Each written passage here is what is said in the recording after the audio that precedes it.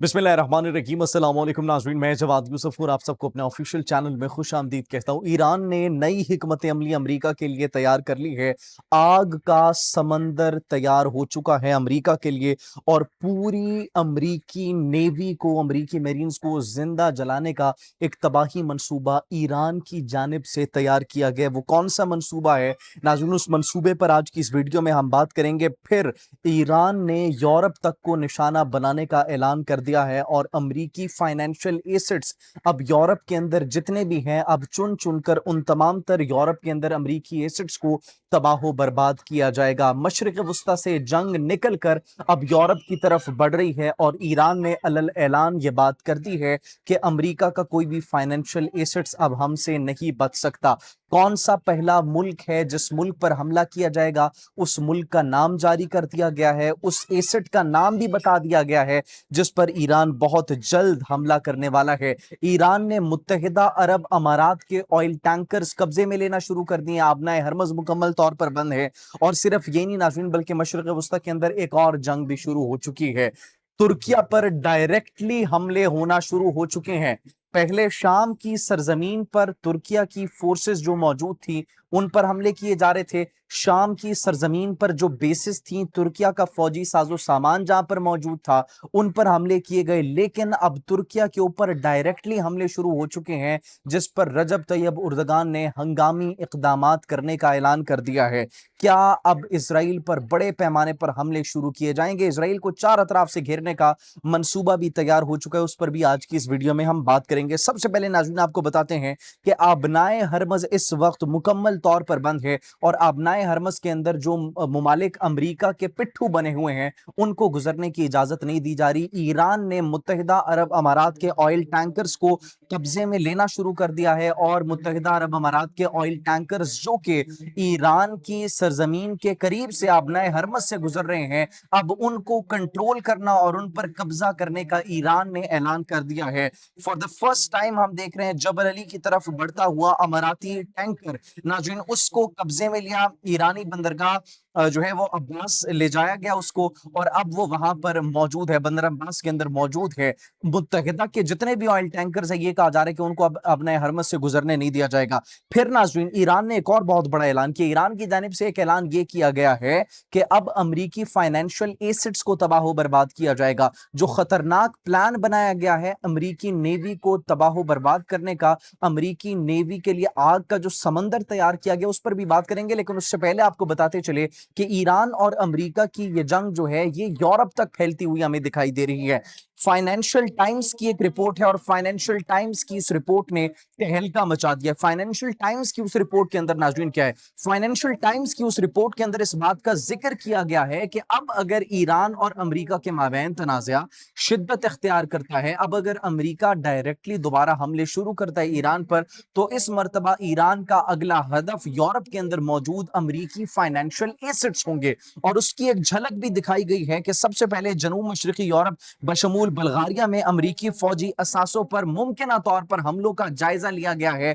Planning बनाई गई है कि ईरान की जानिब से, और यह खुफिया कुछ इंफॉर्मेशन लीक हुई है जिसको ये दिखाया गया है ईरान की जानिब से। तो अभी ऑफिशियली नहीं दिखाया गया, लेकिन फाइनेंशियल टाइम्स के अंदर कोट किया गया है इन तमाम तर बातों को। फिर on the other hand Cyprus को भी मुमकिन हदफ के तौर पर जेर गौर लाया गया और न सिर्फ जेर गौर लाया गया बल्कि इसके साथ साथ नाजरीन ये कहा गया है कि साइप्रस को भी निशाना बनाया जा सकता है। साइप्रस को ईरान की जानिब से निशाना बनाया जाएगा। यूरोप के अंदर ये 3 से 4 ऐसे मकामात है जिनको निशाना बनाया जा सकता है। मुमकिन तौर पर यह इतलात मौसूल हो रही है और फाइनेंशियल टाइम्स की इस रिपोर्ट ने तहलका मचा दिया है। फिर नाज़रीन अगर दूसरी जानिब देखें, ईरान की जानिब से एक बड़ी खतरनाक स्ट्रैटेजी भी अपनाई गई है।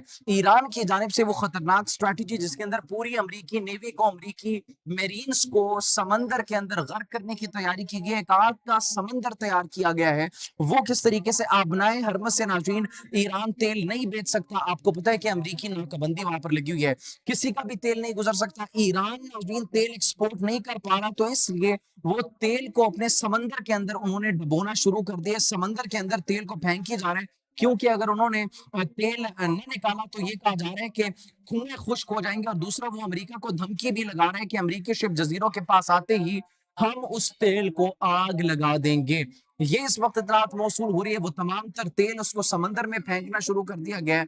समंदर के करीब जितने भी उनके जजायर के करीब एरियाज हैं, वहां पर उसको फेंकना शुरू कर दिया गया है। और जिन जिन जजीरों के करीब ये खदशा जाहिर किया जा रहा था कि अमेरिका वहां पर हमला कर सकता है, तो नाज़रीन अब वहां पर उस तेल को जाया करने का जो है वो ईरान की जानिब से एक इकदाम उठाया जा रहा है। और जैसे अमेरिकी नेवी या फिर मेरीन्स वहां पर आएंगी, ground on troops on ground उतारेगी, या फिर अमेरिकी मेरीन्स उन एरियाज पर कब्जा करने की कोशिश करेंगे, तो फिर उसी तेल को आग लगा दी जाएगी और फिर दमादम मस्त कलंदर होगा।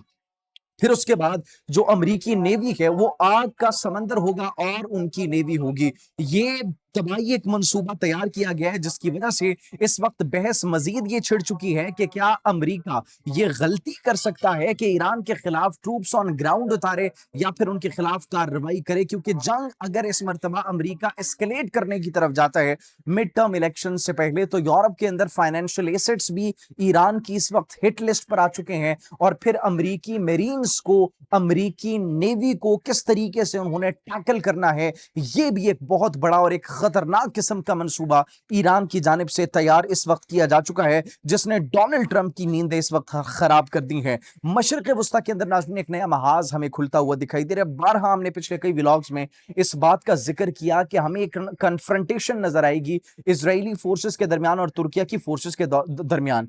तुर्किया की फौज और इजरायली अफवाज एक दूसरे का आमना सामना कर सकती है, बहुत एक दूसरे के करीब है, इनडायरेक्टली एक दूसरे पर हमले किए जा रहे हैं, लफ्जी गोलाबारी चल रही है, बड़े पैमाने पर हीट और हम देख रहे हैं कि एक्सचेंज हो रही है दोनों सरबराहान के माबैन। जो इजरायली वजीर आजम नेतन्याहू हैं उनकी भी कुछ खदशात हैं, कुछ कंसर्न्स हैं। ऑन द अदर हैंड अगर तुर्किया के देखा जाए सदर रजब तैयब उर्दगान के, उनके भी कुछ कंसर्न्स हैं, वो भी उन कंसर्न्स को लेकर काफी ज्यादा हमें सीरियस दिखाई देते हैं।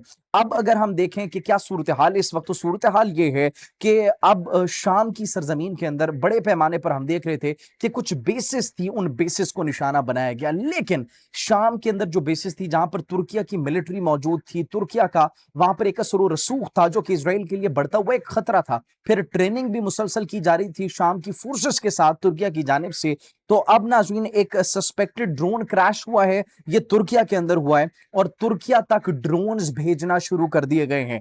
मुबैना तौर पर यह इतलात मौसूल हो रही है, अभी तक कंफर्म नहीं हो सकी कि ये इसराइल की जानिब से भेजे गए थे कुछ ड्रोन्स और वो ड्रोन क्रैश किए गए हैं तुर्किया के अंदर। आज की नाज़रीन ये बात है, अरसिन तराबजोन में ये ड्रोन गिरा, ड्रोन को बर वक्त डिटेक्ट करके ये तबाह हो गया।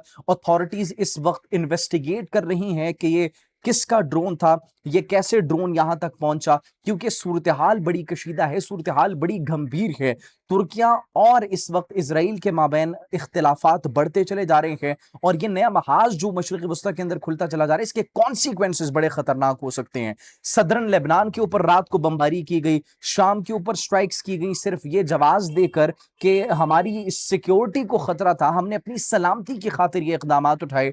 तो अब नाज़रीन ये कहा जा रहा है कि तुर्किया के खिलाफ भी ये जो इकदाम उठाए गए हैं और फिर तुर्किया के खिलाफ ये डायरेक्टली जो ड्रोन अटैक्स किए जा रहे हैं, इसके कॉन्सिक्वेंसेस बड़े खतरनाक हो सकते हैं। अब देखना यह है कि एक जानिब ईरान है, ईरान अपनी प्रॉक्सीज के थ्रू इसराइल की नाक में उन्होंने दम कर दिया। अभी तक डायरेक्टली ईरान के ऊपर अटैक नहीं किया गया, किसकी जानिब से, इसराइल की जानिब से, क्योंकि वो जानते हैं कि बीच में जितने भी एयर डिफेंस सिस्टम्स थे नाज़रीन, उन एयर डिफेंस सिस्टम्स को तबाह बर्बाद कर दिया गया ईरान की जानिब से। फिर आबनाए हरमस बंद है, आबनाए हरमस को लेकर अब ईरान की नेवी ने एक बहुत तगड़ा मंसूबा बनाया जो कि हमने आपके साथ डिस्कस किया। और फिर दूसरा ऑप्शन जो ईरान के पास ये है कि आप नए हरमस के अंदर से जो गुजर कर इस वक्त बड़ी बड़ी इंटरनेट केबल्स जा रही हैं, उनको काटने की भी धमकी दी गई है, जिससे पूरी दुनिया की कनेक्टिविटी खत्म हो जाएगी, यूरोप और एशिया की कनेक्टिविटी खत्म हो जाएगी, इंटरनेट ब्लैकआउट हो सकता है, कनेक्टिविटी डाटा का ट्रांसफर जो है वो रुक सकता है। तो ये वो खतरनाक अलार्म्स है जो इस वक्त बजते हुए दिखाई दे रहे हैं।